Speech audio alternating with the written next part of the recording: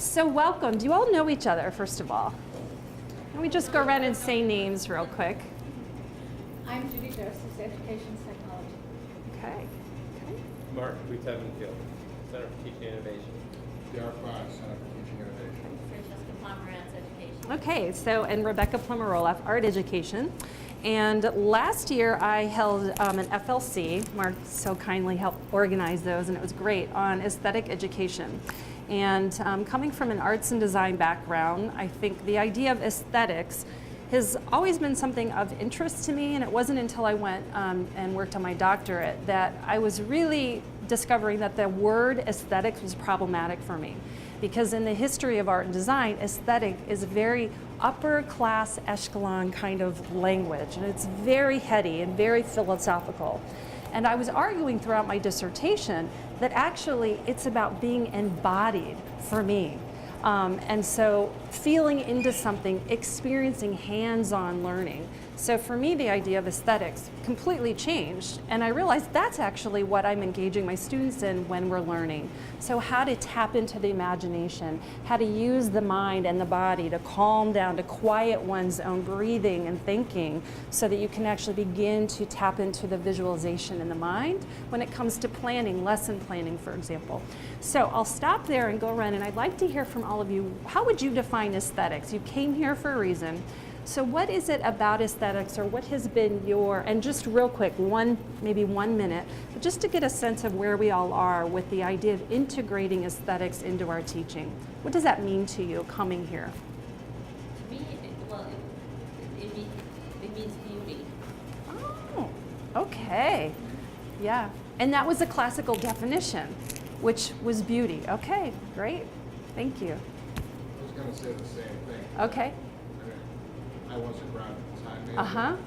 Aesthetics is one of the required courses. Interesting. Okay. I don't take off that anymore. But Okay. Okay. Yeah. beauty. So what is beauty? Okay, great. Mark. So, yeah, I think the same thing. It's making something beautiful, but when I think about it, I always think of going beyond the function. Uh-huh. And I think back in anthropology, and one of the things we always looked at is I mean, the people have been doing it for thousands and thousands of years of taking something, even like a spear, Yes. and putting designs on it, Mhm. and making it beautiful. So Yeah. I think it's when you go beyond just a straight functional design, to Mhm. make it really beautiful. Right, absolutely. So again, the idea of beauty. Interesting. Pleasing. Uh-huh, something that's pleasing, that's good, that has, okay. I think of nature. I have a strong desire, highly motivated, to be in places that I consider to be beautiful. The marginal way up there. In Kennebunkport, I love watching the river coming in from the Mhm. ocean, Uh-huh. running through the town. Yeah. I mean, there are so many places that it calls to me. Beautiful. It's like, Yeah. I have to have it. Yes. It's necessary for my life Yeah. to be in some, and it's not the same with an art museum, for example. I can appreciate Right. man's creativity. Nature is my calling. Okay. For aesthetic. I love what you said about it calling to you. And the way it calls to you taps into an affinity that you have to listen. So let me just go back and say to you, that definition that I was talking about that was so heady, that was the definition of beauty at the time. And when we think about aesthetics as beauty, the fact of the matter is today, nowadays, when we talk about beauty, there's also the other side of beauty, which is ugliness, right? So the conversation about aesthetics equals beauty actually is a very modern and traditional approach to the notion of aesthetics. Because aesthetics is much more than something that you find appealing or beautiful. It's also a sensation, it's a feeling, it's being connected in your body. So for many, many years, Rene Descartes would say, you know, I am, therefore I think, or I think, therefore I am. So the body was separated, right? And so the idea of beauty as this thing that's separated from us, actually when we feel pleasure, we do exactly that. We feel, right? So when you're out in nature, you feel the wind. You know, think of a moment, all of you, and this is a moment to tap into the thinking, but it actually engages you in your feelings, right? Think of an aesthetic moment that you've had right now. Close your eyes. Try your best. Oh, thank goodness. Try your best to ignore that sound. Thank you. So close your eyes, take a deep breath, exhale real nice and deeply, and see if just in this present moment you can paint a picture in your mind of a place or a moment where you felt extreme beauty or pleasure. It's a private space.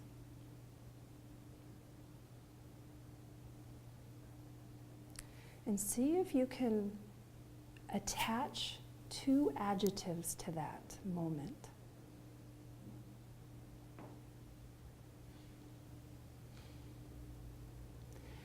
So go ahead, open up your eyes and come back into the room. Now, if we were going to actually go into reenacting that aesthetic moment, I could do that. And psychologists and counselors do that. It's called guided imagery. And you would walk yourself down, maybe through that path, and you would smell the flowers, or you would smell the wind, right? You would feel it. So research talks about the fact that when we imagine something in our brain, our bodies don't really know the difference. So you can actually walk yourself through an experience and recreate it and feel it all over again, but you need time to do so. And so part of this whole discussion about aesthetics relates to having time to stop, right? To go into nature, right? Does anyone want to share the adjective that you had for that moment of beauty? Yeah. The word delicious. Oh, yes. And my imagery was basically swimming in the ocean, but maybe bearskin neck at the very end of Rockport to smell and feel the sea at the same time. Yeah. Delicious. Mm-hmm. Delicious. Yeah. As delicious as any food that you would eat. Uh-huh. So exactly. Again, food, tasting, our senses, our whole body's a part of it. Anybody else want to share? Exhilarating. Exhilarating. Oh, are you able to At the share top the? of a mountain. Yeah, yeah. So again, we all have that kind of experience where you're outside trying to get over some sort of limitation and you're at the top and there's a goal, right? So exhilaration. So these are moments that give us something. They're heightened moments of experience, right? But again, it takes time to put yourself there.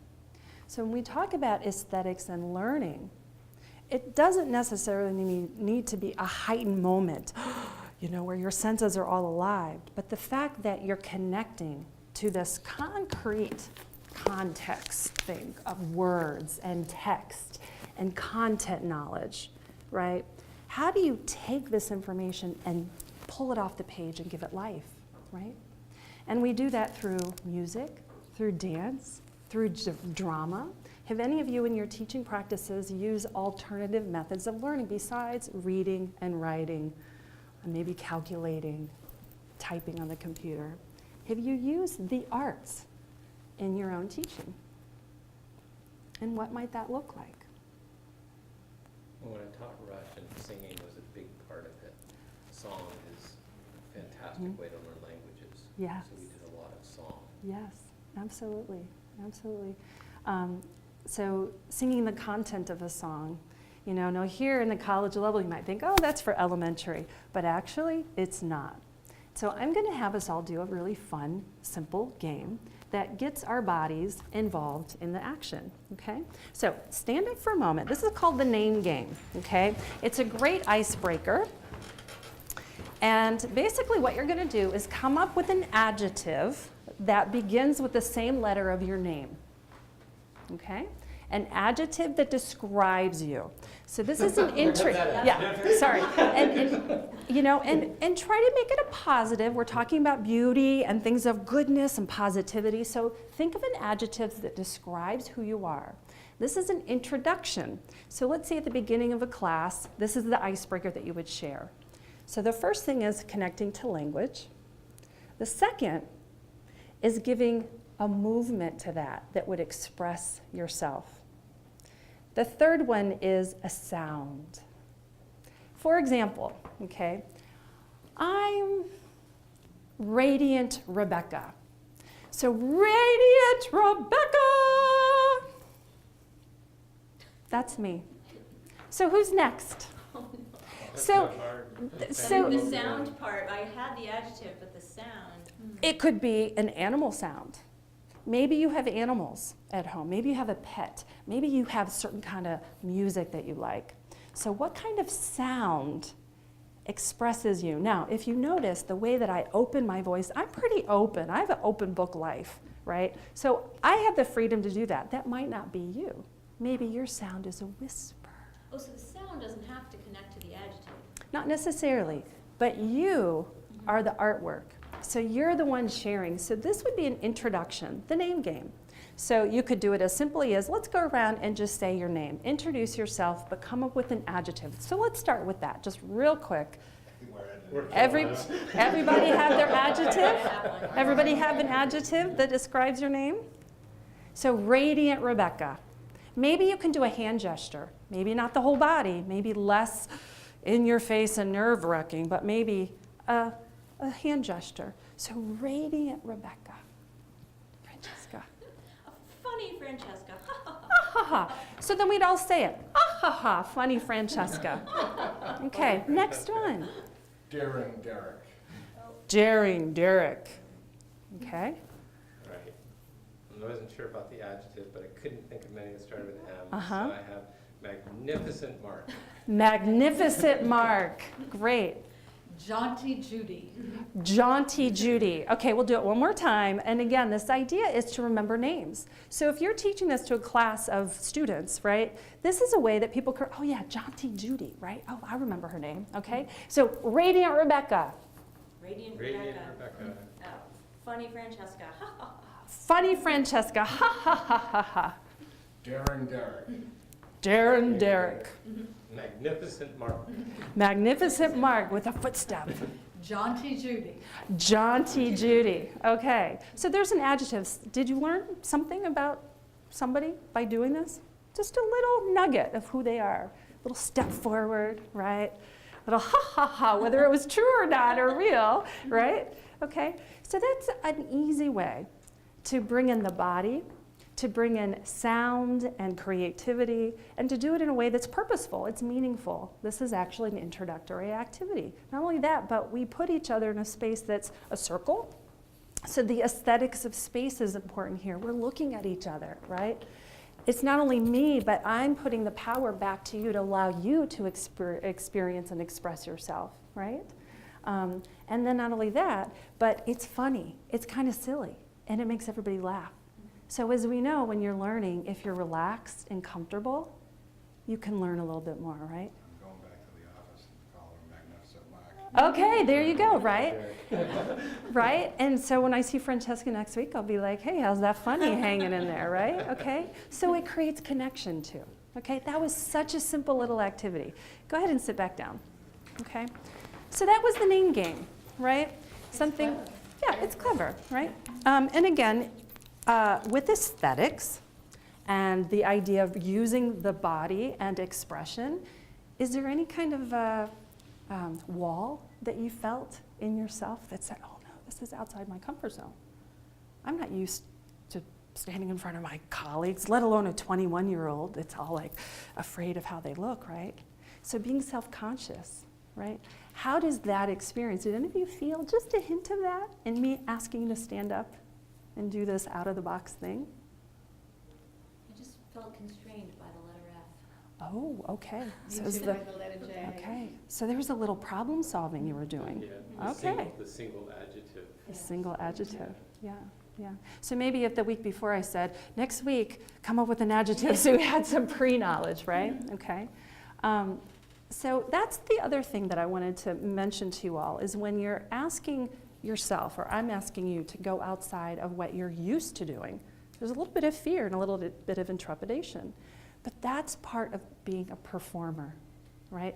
We're all performers some way, right? We have to get up in the morning and put on our happy or put on our colors and, you know. And so life is a stage, and especially for those of us who are educators, right? And so coming to that, knowing that, well, if I'm on a stage, how can I get my students to also be engaging in an experience where they're on a stage with the content that you're teaching, right? Okay. So I want to go back to the idea of listening. So the next activity has to do with centering.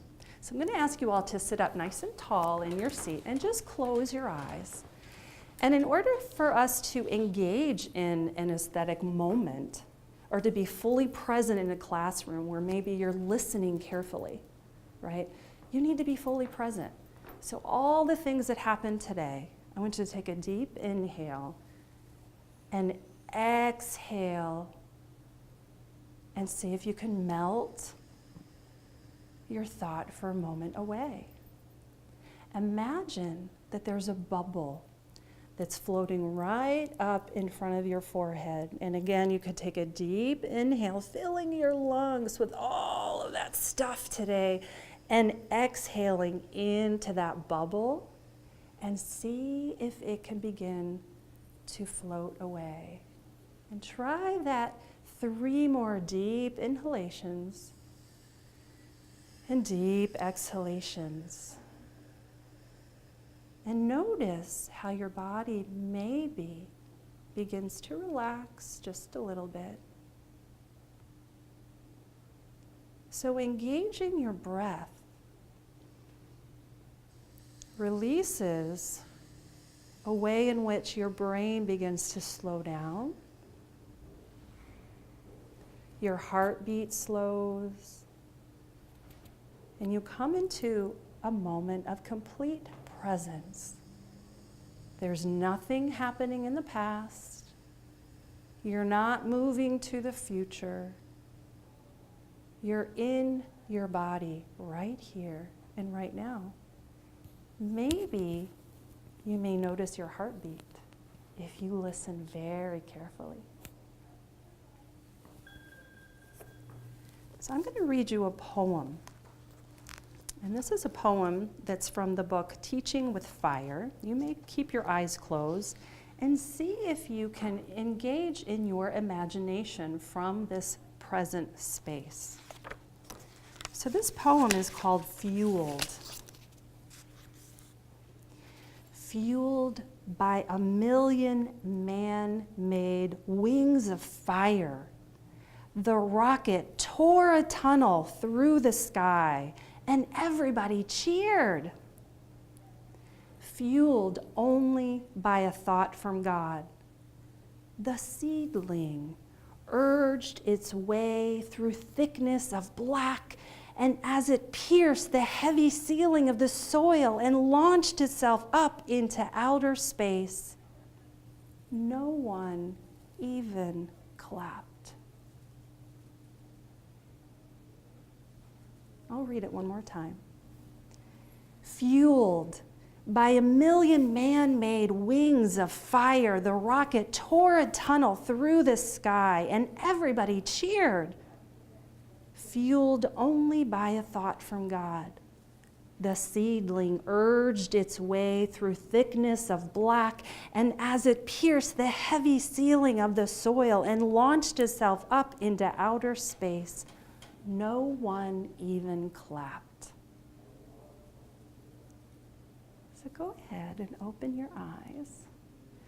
Any comments or thoughts to that poem? What did it make you think of? How did it make you feel? It's from a book on poetry about the courage to teach. So the context is within the learner, the teacher. How did that poem make you feel? It seems to be about appreciating what occurs naturally as much as what occurs Yeah. technologically. Yeah. The simplest things go unnoticed. Absolutely, yeah. So celebrating even the little simple, probably in this context, the little moment of learning that a student might have to celebrate that, right? A little bit of sadness, right? But I wanted you to notice how I read that poem. If I had read without the intonation of the voice, the dull, the simple, the meaning maybe wouldn't have come across.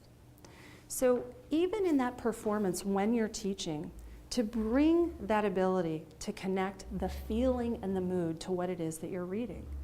right? And that's about intonation. Again, fueled by a million man-made wings of fire, the rocket tore a tunnel through the sky and everybody cheered. Fueled only by a thought from God, the ceiling urged its way through thickness of black, and it pierced the heavy ceiling of the soil and launched itself up into outer space. No one even clapped. Right?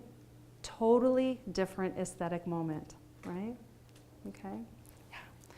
So I use poetry as another way to consider how you might encourage your students to learn with the content that they have, whether it's math or science. I just wanted to intone before I left to inject something.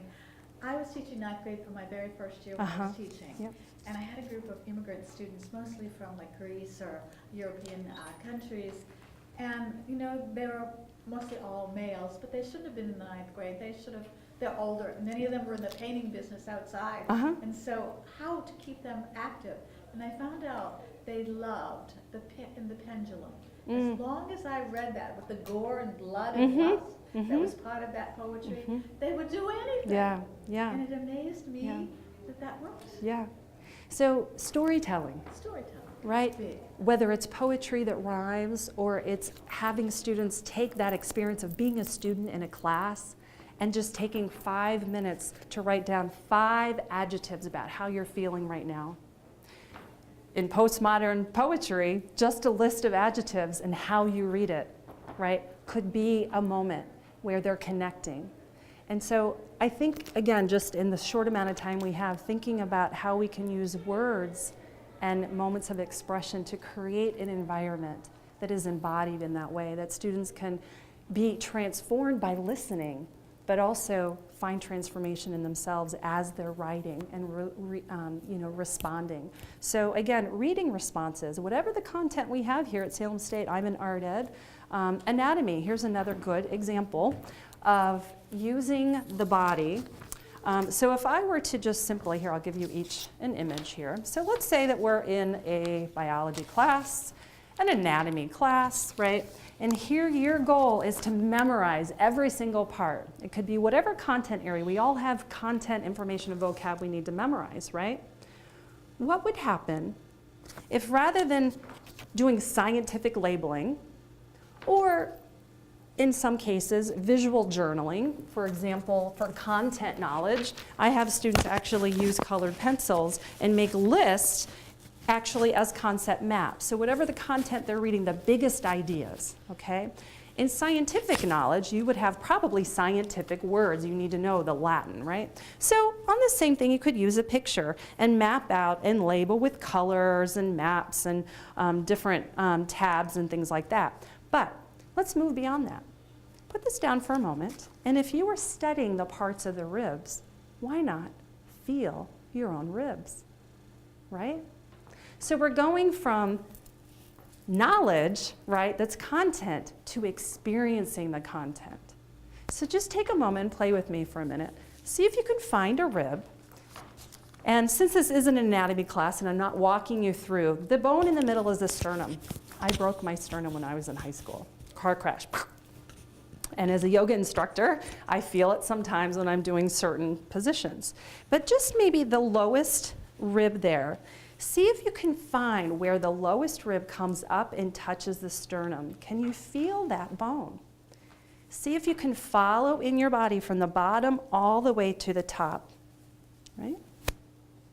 And so if you were a student of anatomy, by actually looking and studying, now close your eyes, take this information and be inside your body and see if you can find the rib.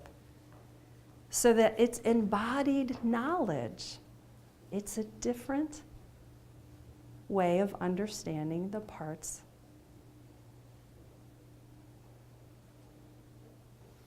Right? So this is just a very simple example, okay, of how going from simple looking and reading to actually doing and feeling and experiencing. And in teaching, you know, it's getting in there and having the students do the hands-on. With a planning, I often do this kind of thing.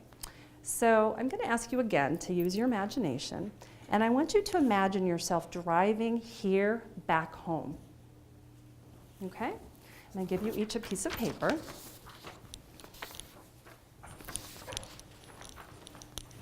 And before you write or do anything, I want you to imagine that you're in your car, wherever you're parking here on campus, okay? And in your imagination, I want you to go through the steps or through the path of getting from here to home in 1 minute. Wouldn't that be awesome? Our commute was a 1 minute long commute. Are you really close? I am too. I am too. But okay, so for you, let's walk. Okay, you take a walking trip. The rest of you drive. Okay, so in your mind, take 1 minute. This is again a meditation.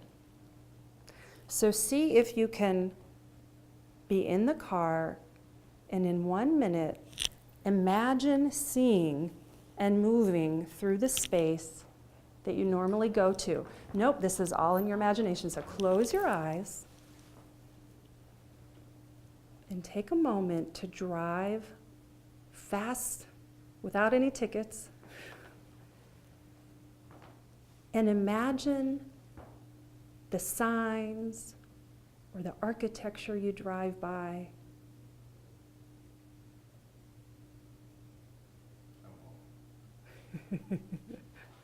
Right? Okay. So where were the left turns? At what point maybe you went around a rotary or a right turn?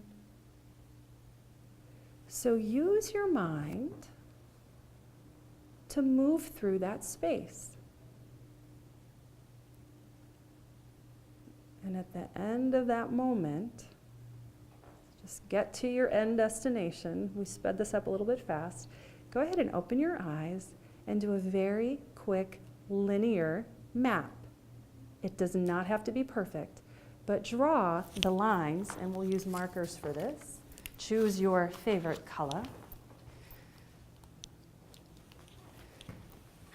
Draw a line of your experience you just had.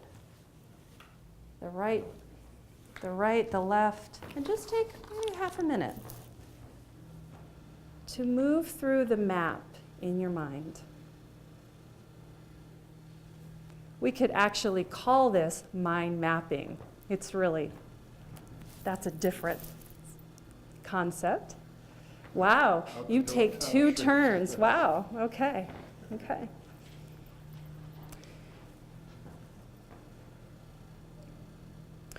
So the question here for you all is, what is knowing and how do we know? Right? And how was using and engaging your imagination helpful in supporting that ability to do that? For example, in lesson planning, or think of a sequential step. This is another, you could turn that piece of paper over and think of a sequential step that you do something. For lesson planning, for example, a student comes in and they are doing the introduction, and then they're going to do maybe an art talk, and maybe they're going to do a guided practice, and then a demo and a critique. So they're walking themselves through that. So I have them do this imagination, just 2-minute imagination of walking themselves and hearing themselves say these things. There's research that shows coaches that do this with psychologists who work with high-performance students or high-performance athletes. For example, baseball, you know, they're moving, they're right in that flow, and they see themselves, and the moment they hit that ball, it's going exactly where they intend it to go. They are feeling their body move in that direction. So they're already coding their brain, right? Embodying that experience for that ultimate moment of pure success, right? And it's because they've already felt the nervousness. They felt the, oh my gosh, what if I fail, right? They're in that moment, right, of doing that. And that's re-embodying a moment. So you can do that with your students to help them actually think through and feel through that emotion, right? Okay? So you get the idea. So we could do it like with cooking, you know, the steps of cooking, but to see yourself going through each of those and seeing yourself doing it well, right? And letting all those feelings or emotions of negativity or, you know, self-worth or I can't do this or I don't know this, I'm not good at math, You know, imagine, I wasn't very strong in math, but I'm thinking a college level algebra class where, again, just stopping and having the students imagine what it would be like. What would it be like if you were successful at this? How would that make you feel differently? And the feeling, that change of feeling, will allow them to be successful in their learning, because it's really a self-fulfilling prophecy, whether they're aware of it or not on a psychological level, right? So a lot of this gets into educational psychology and therapeutic approaches, but in terms of aesthetics, if we go back to the concept of going beyond what is beautiful, which again, how many of you think your students come to class and they're like, I can't wait to engage in a beautiful moment in this class? But what would happen, seriously, if you begin to think that way? How can you create an experience and an environment for your students where maybe it's not so much about beauty, although the beauty is them, the art of them becoming and growing and blossoming, right? And that's a metaphor I use, right? What if it was beyond just the beauty, but it was actually getting them to be an experiential learner and going beyond the reading and the writing to things like journaling, whether it's, you know, again, linear. You know, write those notes, read the, you know, have the key ideas, the key questions. What if you're allowing them to use markers and color and to really get into it, maybe even express certain concepts? Again, this isn't about making art, it's about expressing ideas using a variety of media, right? This is actually just a journal, an experience that I had at a workshop where they gave us the journal and said, we want you to record your ideas as you go through this seminar. And so again, big idea, arts integration, right? Science, math, history, language, arts. So it's a way of expressing ideas in a non-linear perspective. And so much of aesthetic education relates to non-linearity, right? When we experience something, it's layered, right?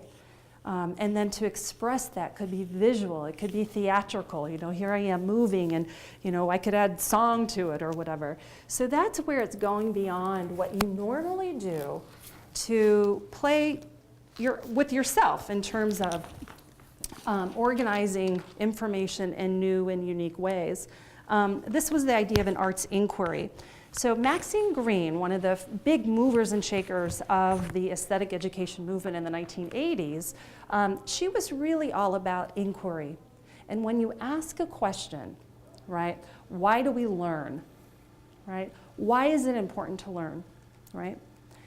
The answer needs to really come from a meaningful, heartfelt place. So she was one of the first people in the 80s to say these children are being asked to take in all this information, but their whole selves is not connected. And the whole selves is the why, the care, the interest, the motivation. And that's an emotional feeling response to what they're doing.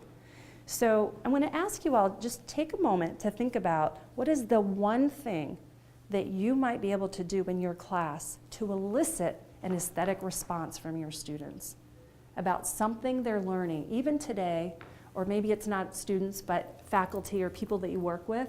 What is the one thing that you could do or say or expose them to that could be that hook to get them emotionally excited about the actual content? For example, bring an image from the reading. Everybody go home, get on the internet, find one image that you can do as a response, right? So it's not just a reading response, it's actually finding an image, and then they come and they share the first 5 minutes of class. So that's a different way, right, of having a review about something. So take a minute and just think, what is that one thing that you could do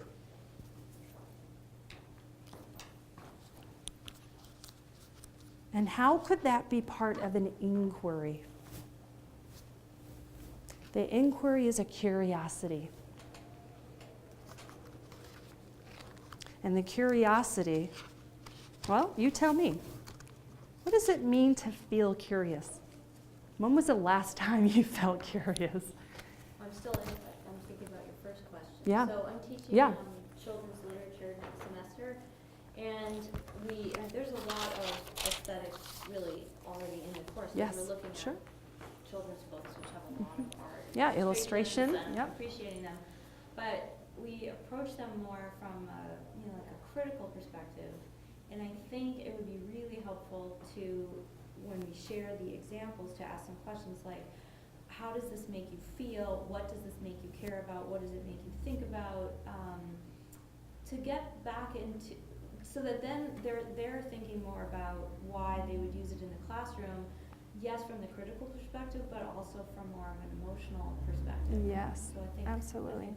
Yeah. I'll start Yeah. asking those questions. And it's the identification, because when the children are hearing the story being taught, the teacher wants to be asking the children, what would you do if you were that character? So that's the onomatopoeia, the idea of, you know, taking on, like if you're a bee, what would you sound like? How would you act? Bzzz, right? Like that is embodying the kind of knowledge we want the students to take on. So it's changing perspectives. Well, the teachers know how to do that with Yeah, the children. yeah. But what we don't do probably enough in the course is actually take them through Yeah. the feelings. Mm-hmm. Yeah, yeah, yeah. And so much of, unfortunately, what I see in classrooms when I go observe is teachers using materials that are not aesthetic. Yeah. And so if maybe we can contrast, you know, something that's Mhm. not aesthetic, that doesn't Mhm. evoke a emotional response at all, Mhm. Yeah. versus a piece of children's literature that does, I think maybe I could help them Mhm. evaluate the materials that they're using. Absolutely. That sounds great. Yeah, great. Anybody else want to share? Did you have an idea? Yeah, so I'm sorry. No, I'm having trouble thinking how it would work with Uh-huh. myself. Okay. Faculty member. Yeah. What is that one thing? Question was, what is that one thing that you could do in your present teaching practices that could elicit some sort of an emotional response or a hook to get the students interested and motivated? And again, it doesn't necessarily need to be a visual based, or it could just be something that is outside an alternative, right, to what you normally do, that is engaging in sound, movement,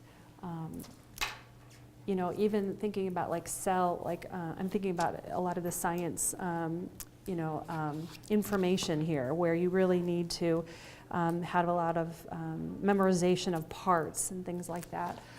Actually feeling these parts, right, and having that tactile hands-on experience. So that's like embodying animal sounds for children, you know. It's not just making the sounds, but actually making the movements, right? And through that, it's like, oh, that's what I do, right?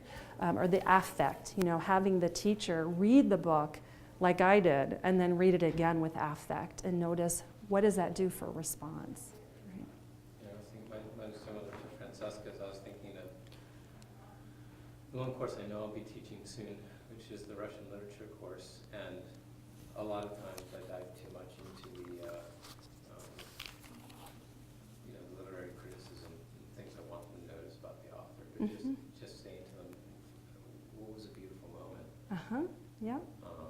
Bring in a piece that really moved you. Yes. But I also like the idea of leaving it with them and saying, you know, as you read this author, did it make you think of an image? Did it make you think of a song? Yes. And giving them the choice of bringing in an image or a piece of music. Yeah. And then saying, well, why did you pick? Yeah. Why did you pick that? Yeah. That's beautiful. And you could even take that the next step further, which is the idea of mind mapping content by actually having a character or a mind map of the text that they're reading. So having all those things put in little bubbles, that you actually are creating this, if it's a tree or if it's a person, a character, right? So they're relating to the content in these bubbles, right? And by doing that, it's kind of condensing the big idea, but it's through image or picture or qualities, right? What are the key qualities here? Right? And then they have this living, breathing piece of paper, right? Then of course they could turn into a little mixed media sculpture puppet and reenact the puppet. I mean, this isn't a children's, classroom, but still there are these areas of learning that I think we think are only for children. And the fact of the matter is, no, there are aesthetic ways of learning, and we can be silly. It's about learning the content, and there's lots of ways to learn the content. I think often the problem is that we as adults have forgotten to play. right? And forgotten to laugh and forgotten to smile and forgotten to think, yes, this content's really important, but how can we make it fun and engaging? And that means that we have to go back to our days when we learned and say, okay, what would have helped me really get that content, right? See, and we've actually talked about this. We were trying to think about how you do with faculty. And we've talked about it a lot, that we need a play space. Ah, yeah, Tech sandbox. yeah. We Yeah, had a absolutely. 3D printer that people Yes. could print anything they wanted to. Oh my You gosh. know, That'd be just awesome. whatever. You'd have a lot of art and design students in there, because we don't have one yet. I was just going to say the last thing is a way of having students do reflections. And again, thinking about how do you take something that's really meaningful, because when we think about aesthetics beyond beauty and beyond the body and the emotion, it's really about meaning, right? That you're having them connect to meaning. So that they can move forward and say, yeah, I'm going to be a great teacher and I'm motivated to do this because I have the content, right? But then it's reflecting and building that sense of confidence. One of the things I do with my students is I have them do kind of these visual expressions of what they've learned over the semester. So I just give them paper and markers and all sorts of things, and they have to go back and identify 3 or 4 or 5 different things throughout the semester. Some of them are symbolic, so they use shapes that might be specific. Here's a compliment sandwich. We talk about, in positive, something they can improve on, and then something that they can be positive, like an Oreo or a sandwich. So again, just making an image of that. So all the students do that, and then we create this big community collage of all of these new pedagogies, these new ideas, and on top of it, then I have them take a strip. So at the beginning of the semester, I take, this is, what's it called? It's receipt paper. You've seen this paper, right? And I have them write their goals on it, and then they tend to be really long, and then we weave them together. So it's like, if you think about the net, right, that we're supporting students with in the class, that this is a class community. And then at the end, I have them do another one. And really, it's about what they want to do with this knowledge. The student says, I want to use art to make a difference in the lives of children. So again, it's kind of like a pre-test, post-test, but it's a statement. It's something that they can stand on and say, this is what I've gotten from this semester. And whether, again, it's something written, but the idea is that it's something tangible that they can do, and it's evidence that they can add to the group and then take away and go back and look at again. So it's kind of like those letters. I don't know if you've ever used letters with students of, this is your goal at the beginning of the semester, have them write or draw or make pictures or whatever, and then at the end of the semester you give it back to them. And you'll feel like, wow, the students are like, that was my goal, I fulfilled that. It wasn't as hard as I thought. Or, oh my gosh, I really didn't stick to my guns about time management this semester. So now I know this is something I need to continue to do, right?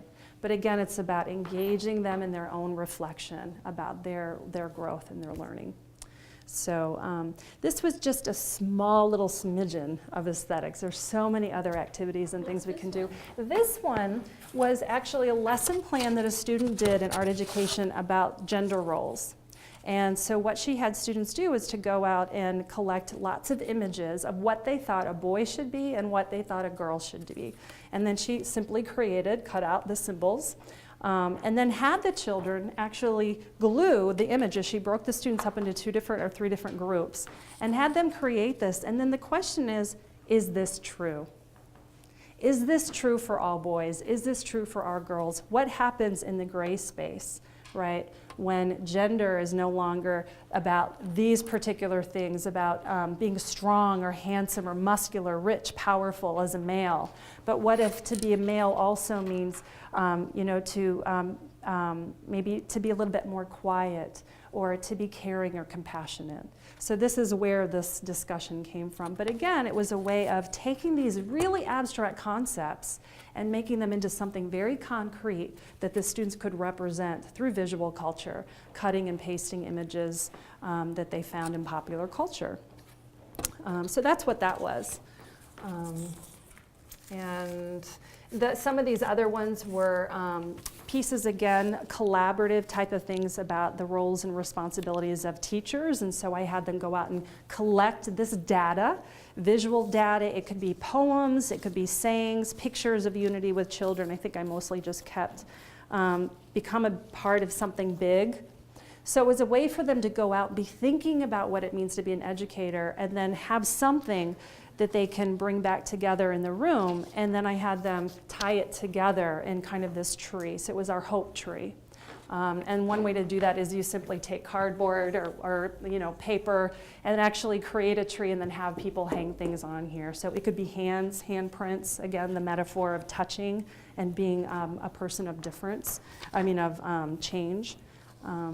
So this says, you can teach a student a lesson for a day, but if you can teach him to learn by creating curiosity, he will continue the learning process as long as he lives. I think that kind of sums up what we're talking about, right? Creating curiosity through experiencing, right? And providing experiences that include sound and movement and color and imagination, right? And song, right? So being present in that moment.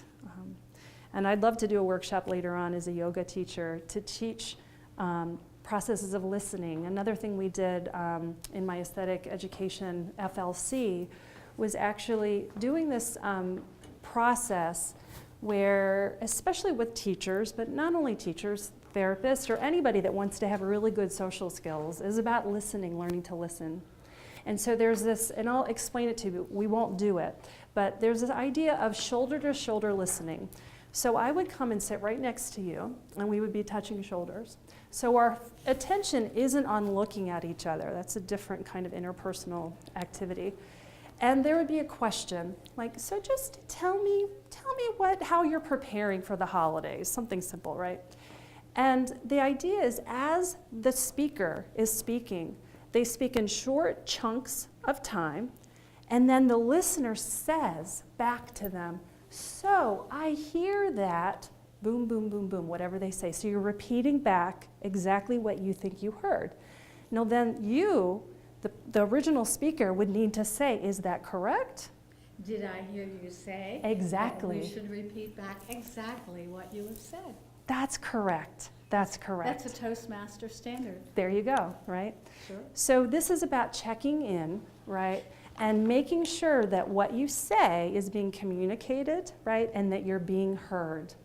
And it depends on what the anchor is, right? That was just like the question of how is your, Christmas vacation going or whatever. But if it was more specific to, let's say again, how is this project working for you? You and the student and the student would sit there and, oh my gosh, this is so hard for me. I just am having such a really hard time. I don't know where to go. Pause, and then you would say back to me what I would say. Now, the power in that is that I'm hearing my own voice. I'm hearing myself say I'm powerless, or you hear it from a different perspective when someone says it to you. Oh, that's new information, right? And so then we would change. And then the other person, maybe the partner might have a really great experience. Wow, this lesson's great. I found this, I researched this, totally different, right? So the point here is not to be thinking about, oh wow, she's had this experience as the listener, right? No, the point is to be fully present and listen to completely what you're saying, put yourself aside, and listen, speak back to what you said. So the listener also learns something new, right?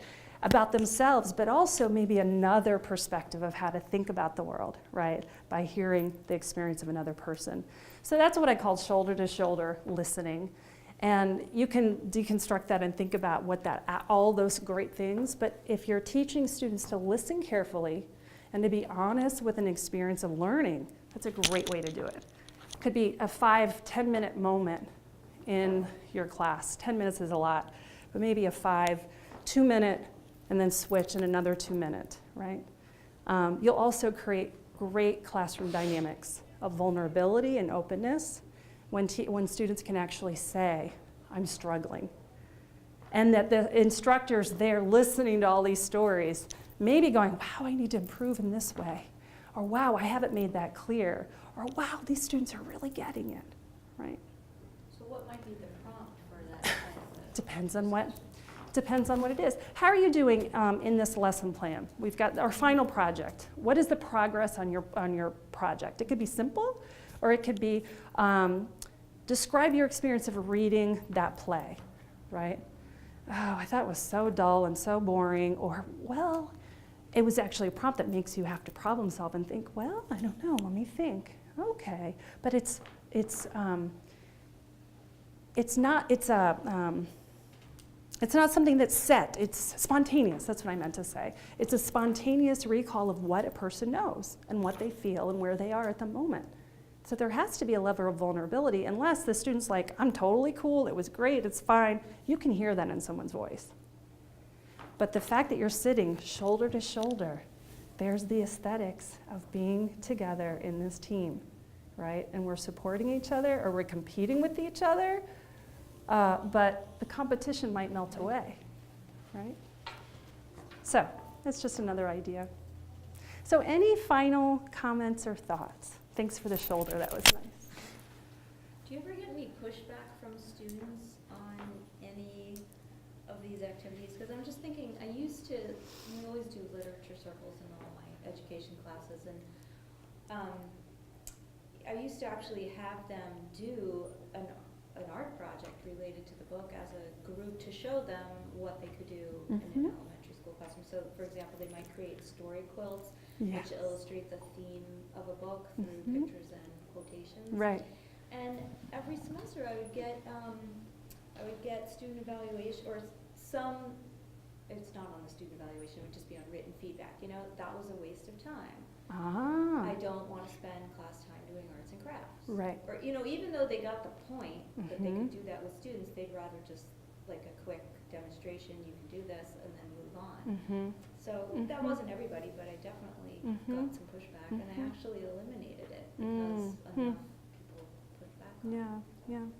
No, I hear your point, and I think that when you're doing activities like that, there needs to be a certain amount of content in terms of expectations, and maybe a written reflection that goes back to the process, but also the why. Why did I use this material? Why did I use these colors? Why did I layer it this way? Those are more specific, that the students are realizing there's a process of thinking, and I need to know what this content is as I build. So I think maybe the flaw isn't so much in that you're having them do that, it's how you're setting them up to be thinking about what they're getting through the process, perhaps. Yeah, so a meta level to what they're doing. Exactly, yeah, exactly, because the fact is, if you're having the student go out and teach this lesson to the students, nowadays with the writing across a curriculum, the students should be writing about what they're experiencing. And also, it's validating different forms of learning. So the bigger question I would say to this young lady is, how can we validate the different ways of learning?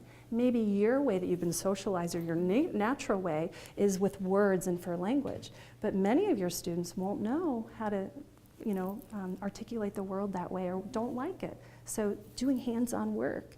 So that's also encouraging them to validate other ways of knowing, which is what this whole workshop is about. So that's your validating who I am as a human being, right?